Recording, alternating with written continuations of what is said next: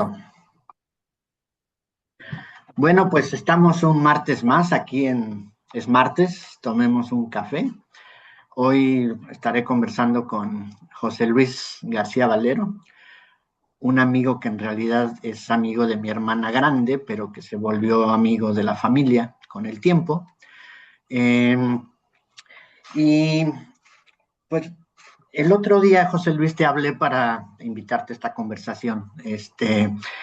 Y tanto tú como yo nacimos en Ciudad de México, en un lugar donde pues normalmente se vive a un ritmo muy acelerado, pero pues la vida nos llevó a ti a Coahuila y a varios lugares más en tu vida. A mí me llevó a Guanajuato, luego a Querétaro, ahora a Yucatán, donde incluso se vive muy lento. Eh, y ese día, pues te dije que la idea era como juntarnos para platicar lo que significa vivir con calma. Y tú me comentaste que esta semana pasada todo había habido menos calma, que habías estado en Ciudad de México acompañando a un amigo que estaba pues en problemas supongo, fin de vida, con muchos problemas de salud, y que habías estado ahí, que también habías estado ayudando a tu hija que se va de mochilera y que quería guardar todas sus cosas en tu casa y que entonces estuviste de mudanza. Eh, y entonces yo me quedé pensando, después de esa plática, si pues en la pregunta que te dije, ¿no? Este, y pensaba yo si vivir con calma necesariamente implica hacer pocas cosas, porque yo me imagino que cuando tú estabas con Eugenio, no estabas pensando en la mudanza o en alguna otra cosa que querías hacer. Y cuando estabas con tu hija, pues estabas lo mismo, ¿no? Empacando, ayudándole, como que estando presente, ¿no? Entonces, de ahí que cambié la pregunta. Si se puede tener una vida llena de actividades y, sin embargo, vivir sin prisa. Por ahí va la pregunta. Ya. Bueno, primero una aclaración. Yo no nací en la Ciudad de México. Yo en Ah, realidad me considero hierba sin raíz. Nací en San Luis Potosí, emigré temporalmente a Río Verde en la Huasteca, después a Parral en Chihuahua, después a Morelia, después a Zacapu, Michoacán, después a Ciudad de México. Allí me hice chilango y me hice universitario. Me hice amigo de tu hermana y de tu excuñado, Ignacio, y de otros, entre otros Eugenio. Después migré a la comarca lagunera, a un ejido que se llama San Lorenzo, donde organizamos la que era mi esposa, la madre de mis hijos. Organizamos cooperativas de ahorro y consumo con las familias vecinas, ejidatarias de allí de la comarca lagunera. De allí huimos con la cola entre las patas y nos venimos a General Cepeda. Después, pues no hubo más remedio que convertirse en godines y trabajar por dinero. Para entonces ya tenía yo, ya era 1984. Todo lo anterior fue puro viva la vida. Este, entonces, después de General Cepeda, viví un tiempo en Saltillo. De allí migré a la Ciudad de México y me reencontré como chilango de corazón o de adopción. Y cuando pude mandar al carajo la godinés, me regresé al rancho. Y aquí me tienes desde hace 20 años. Esa primera aclaración, porque no, ciertamente no ok. soy chilango. Y por otro lado, de alguna manera vinculo esto con el tema pues de la tranquilidad. Y yo diría que la tranquilidad no es algo que tienes. Yo diría que es un proceso que tiene altibajos y que a veces construyes y que a veces tienes que abandonar. Es un proceso, pues. Puedo decir también que en ese proceso, estos últimos 20 años, son los primeros que puedo yo decir que sí vivo de manera, digamos, tranquila o armónica o calmada o pausada o en sintonía con lo que dice mi corazón. En ese sentido, yo pienso que esto es más que una condición, es un proceso que se conquista, así como para abrir boca, pues. Sí, ya, porque yo me quedo pensando en eso porque, bueno, yo nací hiperactivo, pero eso no significa que no pueda vivir sin prisa. También me llevó muchos años, en donde yo estaba haciendo una cosa y pensaba en la siguiente mientras hacía la anterior, y entonces eso genera una ansiedad tremenda, ¿no? De estar como futureando permanentemente sin vivir el presente. Pero sí, tienes razón, como que la vida te va enseñando a que las cosas tienen sus procesos, y sí ahora vivo con mucha más tranquilidad que antes, ¿no? Sigo haciendo miles de cosas, pero cuando hago una cosa, estoy haciendo esa cosa. Últimamente tengo un dicho que dice, como yo pinto unos cuadros que están hechos de cubitos y también camino en la selva, entonces tengo un lema que se llama cubito a cubito, kilómetro a kilómetro, porque cuando veo el cuadro que va a tener 1008 cuadritos, un mural, pues se me hace que es una cosa que nunca voy a terminar, ¿no?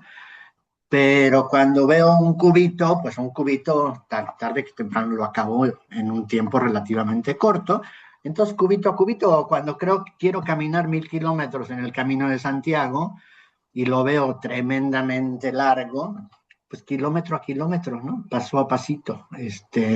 Y creo que eso he aprendido con la vida, porque antes sí me generaba mucha ansiedad pensar, uy, ¿cuándo voy a llegar al 10º cubo, al 100? Me faltan, pensaba en lo que me faltaba y no en lo que llevaba, ¿no?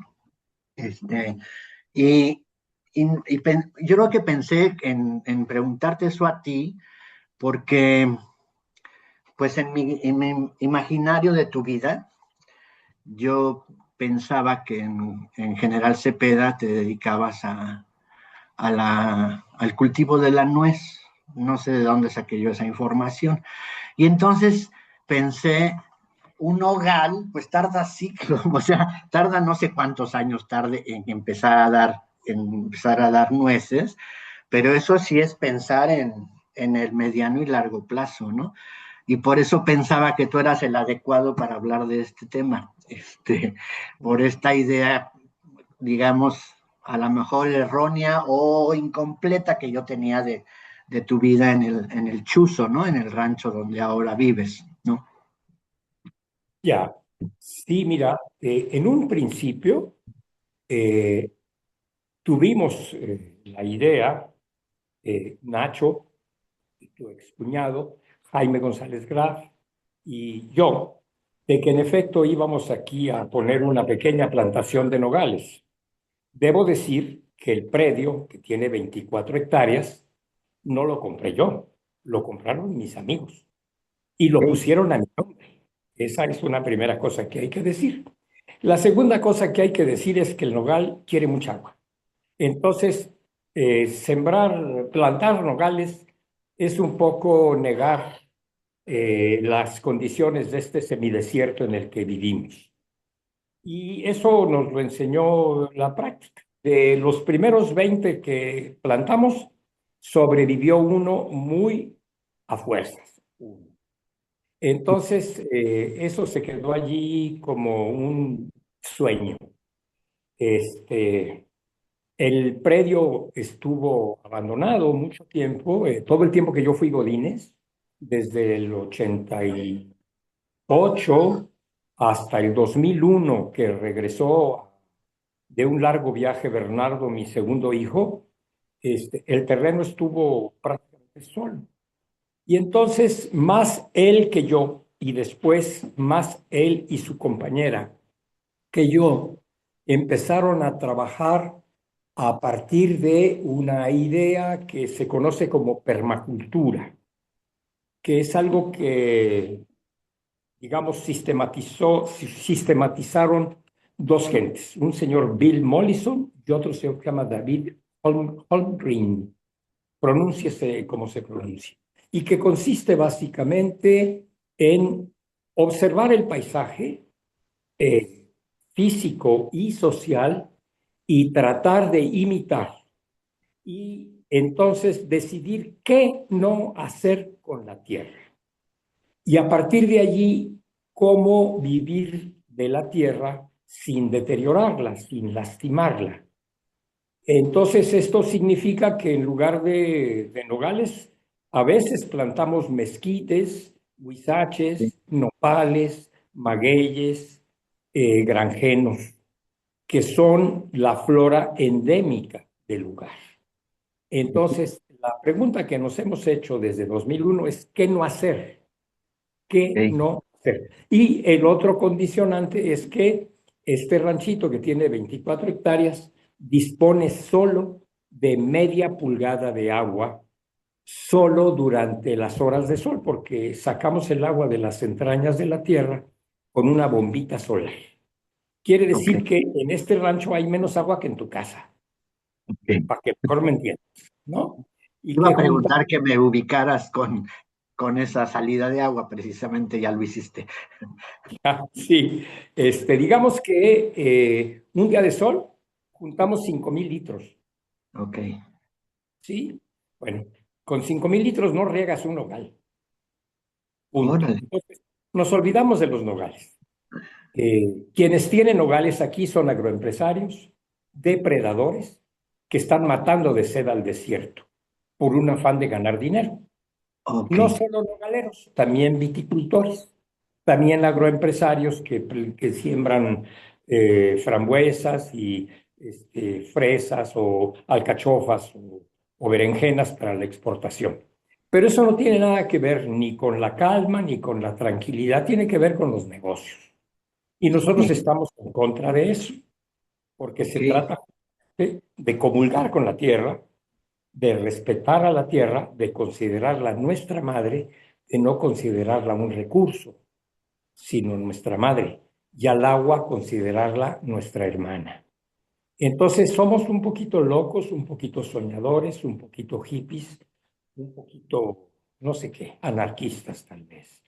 Entonces, yo llegué hace 20 años, me reincorporé al proceso hace 20 años.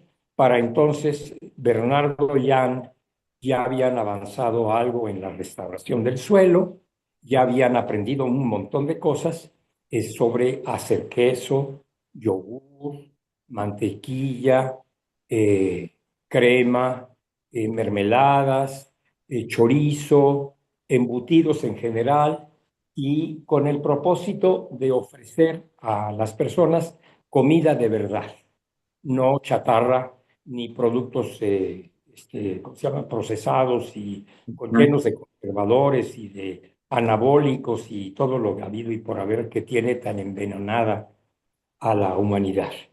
Entonces, digamos que Bernardo y Ana tienen una micro mini empresa de la que viven vendiendo pequeñas cantidades de esos productos en Saltillo y en Monterrey y propiciando el comercio solidario o el intercambio solidario con ejidatarios o esposas de ejidatarios que producen masa de nixtamal, tortillas, tamales, etcétera.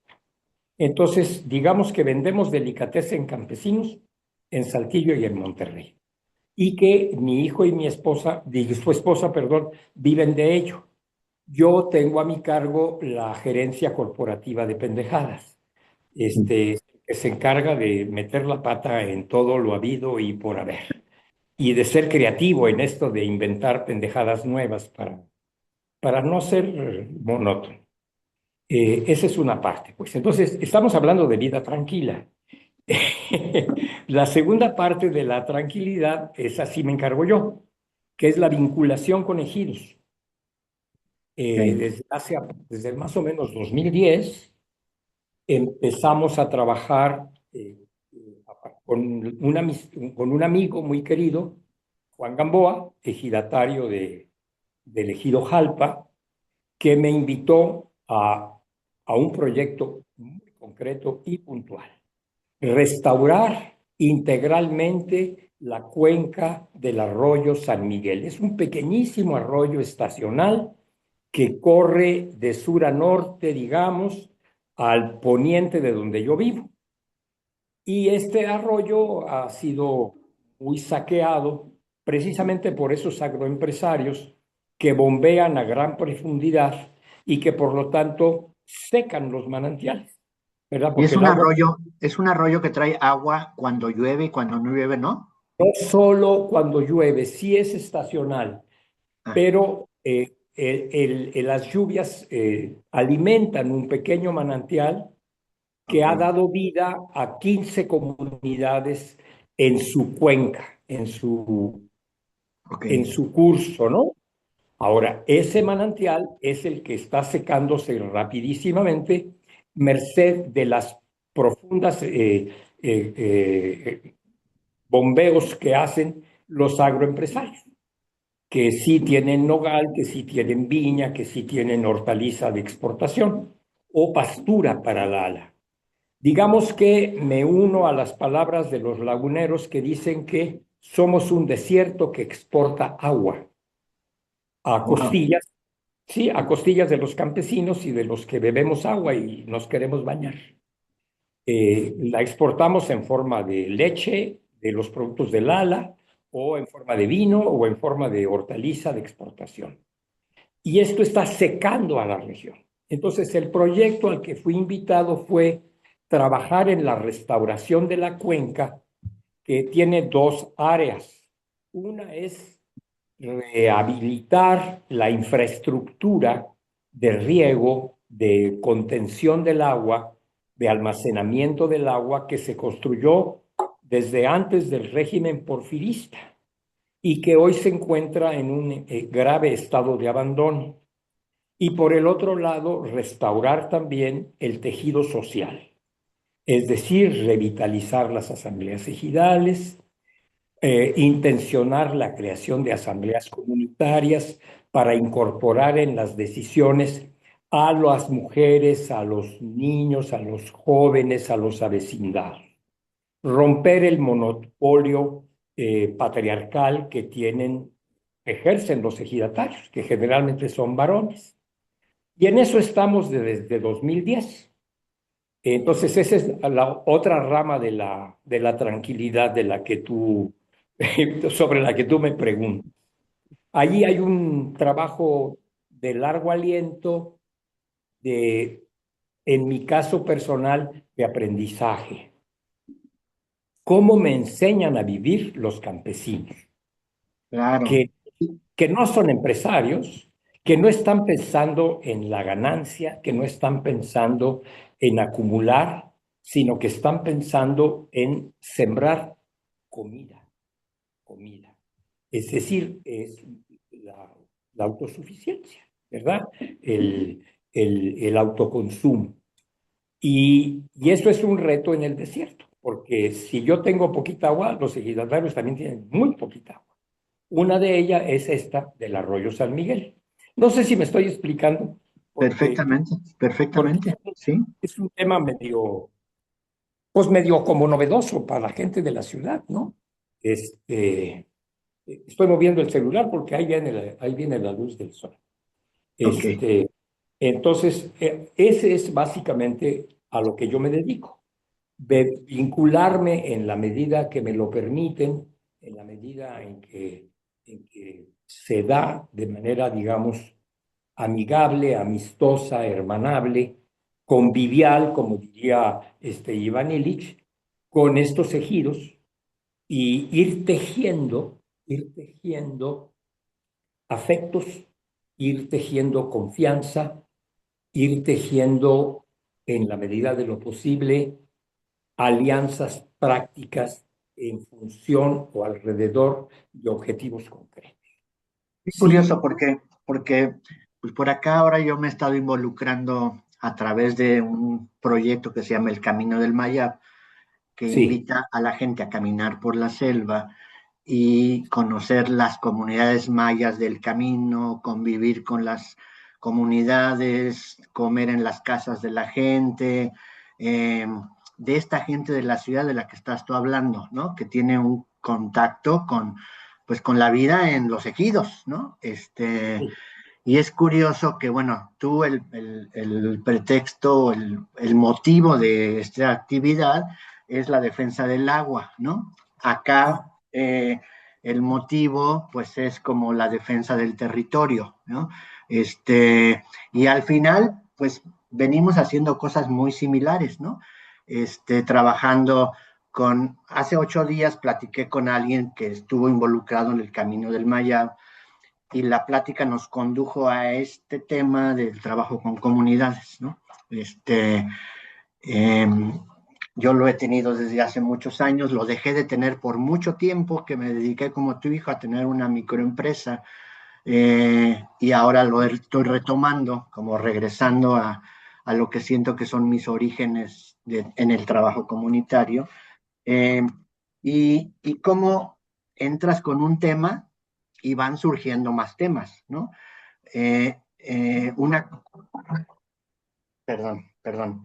Una cosa es que, que tú vayas a hacer un proyecto turístico, ecoturístico con las comunidades y otra cosa diferente también es que mientras haces eso descubres que las inmobiliarias están creciendo y están invadiendo el territorio y que entonces hay que trabajar en la defensa del territorio, que entonces hay que hacer reservas voluntarias con los ejidos y eso te lleva pues a un trabajo con la gente, al ritmo de la gente y como tú bien lo dijiste hace rato, uno está apoyando y termina aprendiendo, ¿no? Termina siendo el que aprende pues a ver el mundo desde los ojos de otras personas que viven otra realidad diferente a la de uno, ¿no?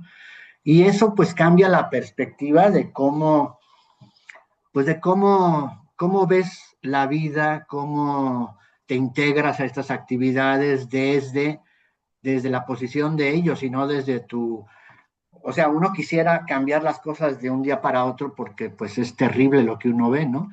Pero pues los procesos son procesos, así como la siembra, no puedes adelantarlos, ¿no? Tienes que pues permitir que las cosas vayan caminando con un objetivo claro, y pues me encanta sin que los dos caigamos en lo mismo y a lo mejor tiene que ver con el pasado, ¿no? Yo te recuerdo a ti en el 68, yo era un adolescente y pues mis héroes de ese entonces eran la gente que como tú estaba en la UNAM o que estaba luchando por un mundo mejor, ¿no? Y siento que de ahí venimos y pues eso no se quita, se queda en el ADN. es incurable. Sí, Pues sí, sí, yo creo que la vida, la realidad, el día a día, este, debe tocarnos. O sea, el chiste es estar abierto, estar vulnerable para que eso que llamamos la realidad nos toque y nos mueva y nos conmueva. Este, y pues en mi caso, nos arranque de las viejas certidumbres. Este, pienso que este tiempo que nos está tocando vivir está marcado, está sellado por la incertidumbre, por el derrumbe de todos los paradigmas o de prácticamente todos los paradigmas que que nos sostuvieron, que nos dieron rumbo, que nos hicieron creer que daban sentido a la vida. Y hoy por hoy, al ver esta brutalidad, eh, de la violencia, del saqueo, de la individualización brutal a la que nos somete todo este mundo, este cibercosmos, como se llame, de las redes, este, nos llama a los viejos, primero a un esfuerzo de escucha. Personalmente me preocupa mucho el diálogo, el contacto, el encuentro con los jóvenes. Y lejos de descalificarlos como suelen hacerlo o como hemos solido hacer muchos setenteros, yo creo que hoy es momento de escucha. Y así como los campes me han ayudado, me han enseñado a ver el mundo con otros ojos, creo que hoy es momento de también ponernos los lentes de los jóvenes, esos jóvenes tan denostados porque se les dice que no sé qué generación de cristal y no sé qué mamadas, y escuchar lo que traen adentro, entre pecho y espalda, porque finalmente son ellos los que van a tomar el rumbo aquí en adelante. Y no hay peor cosa, creo yo, que volver a empezar de cero. Este, entonces, eh, creo, para regresar al principio, que lo que nos toca es dejarnos tocar, rescatar o recuperar eh, el difícil arte de ser vulnerable en los hechos, no en el bla, bla, bla. Dejarte tocar por el otro, por la otra, por el otro, y aprender en horizontalidad. Estamos hasta la madre de esta verticalidad en la que los que saben, los doctos, los escuelados, los viejos, los ricos, los patriarcas, los etcétera, dan línea. Y los demás se someten o se aclimatan o se aclimueren. Este es un momento de encuentro, es un momento de diálogo y nos corresponde como viejos tener la madurez para propiciar ese diálogo, para propiciar ese encuentro. Y para eso es necesario estar en paz, no caer Claro, en el mismo, sí. Volviendo al principio, claro, ¿verdad? Volver al principio, sí, de lo que empezamos a platicar. Si no nos damos el tiempo y la calma y la serenidad, no sabremos escuchar. Y si y no fíjate sabemos, que ahora que lo dices, pues mi experiencia en el Camino del Maya pues es totalmente intergeneracional, porque todos los guías que están ahí tienen entre 20 y 34 máximo, y por ahí está alguien que tiene 71, ¿no? Y, y, y este diálogo del que hablas se da fácil cuando vas caminando, tienes que caminar 4 horas en la selva, ¿no? Y entonces, pues no hay otra cosa más que caminar y charlar. Y, y entonces sí se da este encuentro de no nada más aprender uno de ellos, sino viceversa, o sea, que sea un ping pong, ¿no? Ida y vuelta permanente. Y yo creo que mientras no haya este diálogo intergeneracional en donde no sean los jóvenes, los de cristal y los adultos o la gente mayor, el de la experiencia, sino que no califiques la edad en función de nada, sino, porque bueno, yo veo a unos chamacos ahí que tienen 29 años, los oigo hablando a un ejido, están planeando la, el llevar a cabo una reserva voluntaria, los oigo hablar y digo, wow, o sea, yo a esa edad no tenía la claridad que veo que tienen. Eh, yo era muy idealista, digamos, y en ese idealismo, pues uno quería las cosas que llevaran un rumbo determinado solamente, ¿no? y ahora veo como un poco más de apertura en los chavos, en la gente, en su interactuar con las comunidades, ¿no? Y pues uno aprende, y sí es importante que trabajemos en la horizontalidad de la que hablas, ¿no? Porque es ahí donde podremos encontrar caminos comunes, ¿no? Sí. Pues, como decía Pepe Newman, el principio dialéctico de la mexicana racionalidad instantánea. No o sí. No o sí.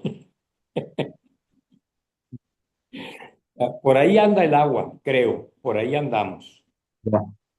Pues Este, José Luis, creo que podríamos hablar horas y horas. Eres un conversador increíble. Me dan más ganas de escucharte que de hablar cuando estoy contigo. ahora, Aprendo mucho de tus conceptos de vida. Eres como, o sea, tú me llevas creo que 9 años o por ahí. Eh, tengo 85, no sé tú cuántos tienes. Madre, no me llevas 14. Y, y, y, y bueno, pues eres como una especie de faro, ¿no? Para todos los que queremos mantenernos activos, teniendo propósito permanente.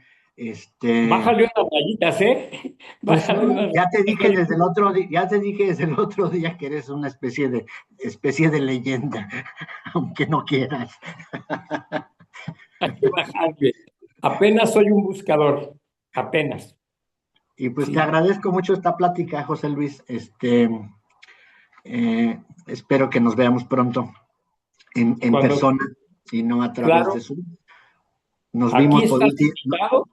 Este lugar está abierto 24/7. Tiene 24/7 por 365, perdón, 24 por 365, perdón. Y Oh, hay una habitación para huéspedes, para voluntarios.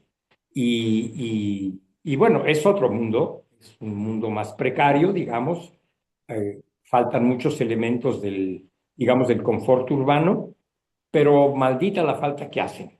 exacto.